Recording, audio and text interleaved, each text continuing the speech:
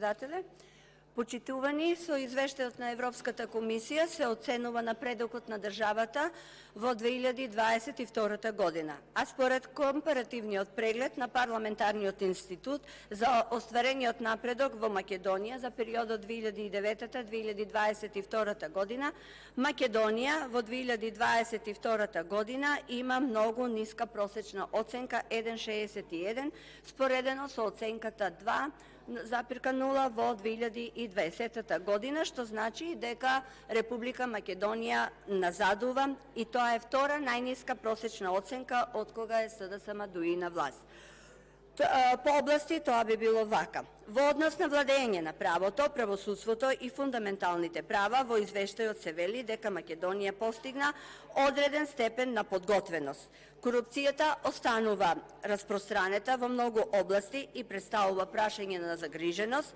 Македонија има одредено ниво на подготвеност во борбата против организираниот криминал. Македонија постигна одреден напредок главно во оперативната соработка со меѓународните партнери во борбата против корупцијата, а амбасадорката на САД со неколкуте изјави околу состојбите во правосудството за корупцијата и најавите за пристигнувањето на тим кој ќе ја испитува корупцијата во земјата, предизвика негодување и страв во редовите на оваа влада.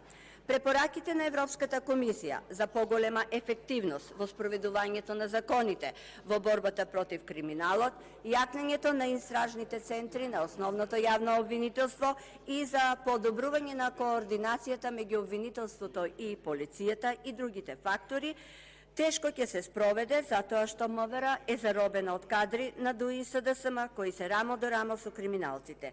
Не се покренува истрага за аферите, скандалите, криминалот, корупцијата, нема напредок во правосудството со избор на суди и обвинители по мерка на власта.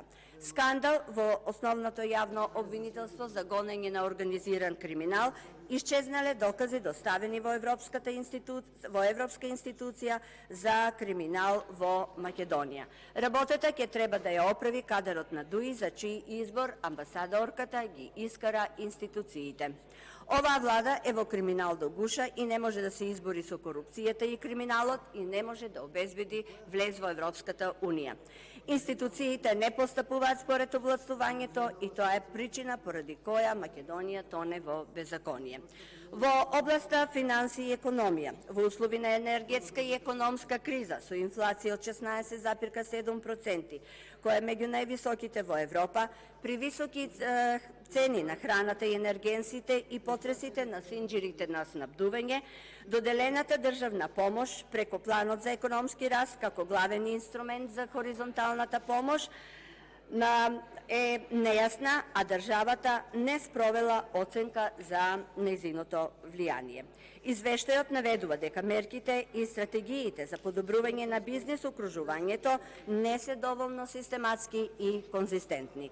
Извештајот дава критика и за отсуство на каков било напредок во справувањето со сивата економија. Присуството на сивата економија го кочи бизнисот. Европската Унија повикува дека е потребно подобрување на управувањето со јавните инвестиции. Според извештајот, овие прашања, како и големите празнини во транспортните и енергетската инфраструктура, ниските инвестиции и трошоците за иновации го кочат потенцијалот за раст на државната помош и за раст на земјата. Има недоволна претходна анализа на потенцијалното влијание и недоволно последователна евалуација на ефикасноста, што покажува и извештајот на Државниот завод за ревизија од 2022 година. Околу 80% од невработените лица се долгорочно невработени, што главно ја одразува неусагласеността на вештините, а наставните програми не се добро приспособени за оспособување на дипломираните студенти со потребните вештини за да одговорат на поборувачката на работната сила. Државната поддршка за образование е недоволна, а координацијата меѓу образовниот сектор и деловните субјекти е слаба. Иновацијската дејност останува главно ниска, со 0,4% од бруто домашниот производ, вклучувајќи мал процент од приватниот сектор. Расходите на стопанството за истражување и иновации не се зголемени во последните години и остануваат значително под просекот на Европската Унија. Во областа образование постигнат е ограничен напредок за периодот за кој се однесува извештајот, при што се има предвид и влијанието на пандемијата. Тоа што го прави образованието неефикасно е немање учебници, отсуство на настава заради дојава на бомби и немање стратегија како ќе се надокнадат изгубените часови. Европската комисија посочува дека треба да се подобрува пристапот до квалитетно образование за сите, особено за децата со попреченост и децата роми, и со зголемување на уписот во предучилишното образование.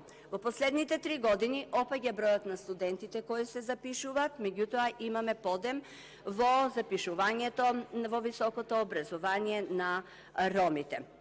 Државната финансиска поддршка во образованието е недоволна, а координацијата меѓу образовниот сектор и бизнисот е слаба, се наведува во извештајот. За здравството, во заклучокот од извештајот на Европската комисија стои дека напредокот во областа на здравството во Македонија не само што е во ограничен, туку и е во регресија, можеби и затоа му се остава во извештајот толку малку простор. Нема никакво поместување во претходните години. Корупцијата годишно јаде по еден клинички центар или една пруга до Бугарија. Во делот заштита на правата на пациентите не се бележи никаков напредок. Европската комисија забележува дека нема никаков напредок во имплементација на новиот закон за заштита на потрошувачите пациентите. Дефицитот на медицинскиот кадар и неговото мигрирање во приватниот сектор и земјите во Европа се уште обстојува и нема направено ништо околу тоа. Не се бележи напредок за заштита на штетното влијание на цигарите. Во поглед на тоа, Македонија уназадува, додека Европа обезбедува високи стандарди. Треба да се унапреди и контролата врз нелегалната трговија со цигари. Не се бележи напредок во рана детекција на канцерогените оболувања, скрининг програмите се за карцином се нефункционални, нефункционален е скринингот за рак на дојка, дебело црево, а додека скрининг програмите на простата не е земен воопшто во предвид. Истите забелешки од претходната година. Оваа власт не може да ги стави во функција и апаратите кои што се оставени од ВМРО ДПМН. Пример со тоа е со акцелераторот во градска општа болница 8 септември за зрачна терапија на пациентите со малигни заболувања.